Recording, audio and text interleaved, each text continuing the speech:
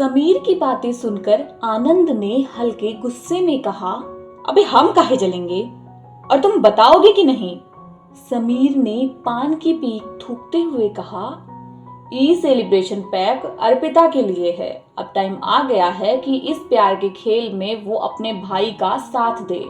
आनंद ने तारीफ करने वाले अंदाज में कहा, वाह गुरु, लगता है मेरे साथ रहते रहते तुमको भी दिमाग आ ही गया।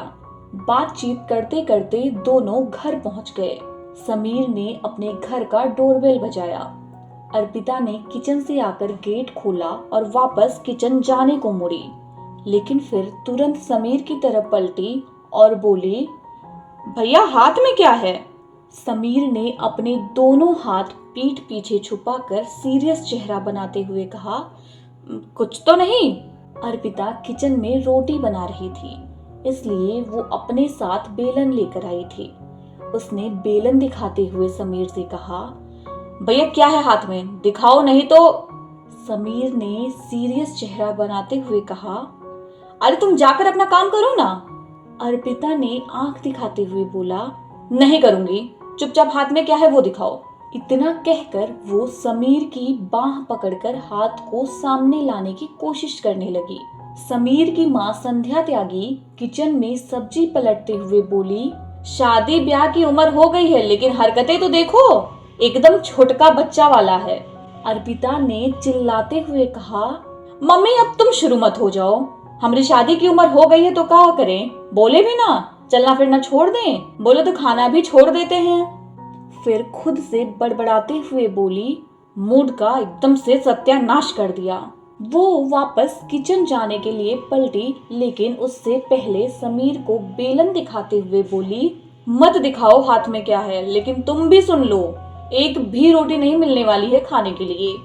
समीर के पिता रावण त्यागी बरामदे पर रॉकिंग चेयर पर बैठे थे। उन्होंने समीर से कहा, बेटा बियर वियर लाया है तो जल्दी से एक आध पैक बना दो, अब इंतजार नहीं हो रहा।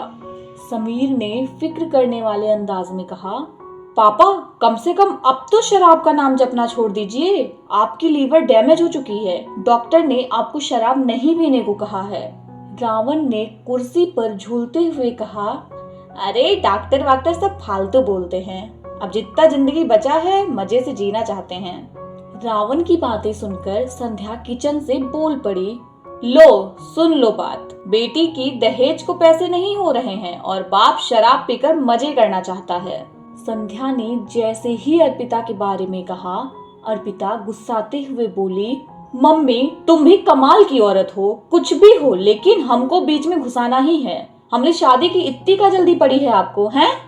संध्या ने समझाते हुए अर्पिता से कहा, बेटा लड़की अगर शादी लायक हो जाए ना तो उसको ज्यादा दिन घर में नहीं रखते। इस लव स्टोरी में क्या होने वाला है आगे सुनने के लिए हमारे YouTube चैनल कहानियां 3.0 के साथ बने रहें। धन्यवाद।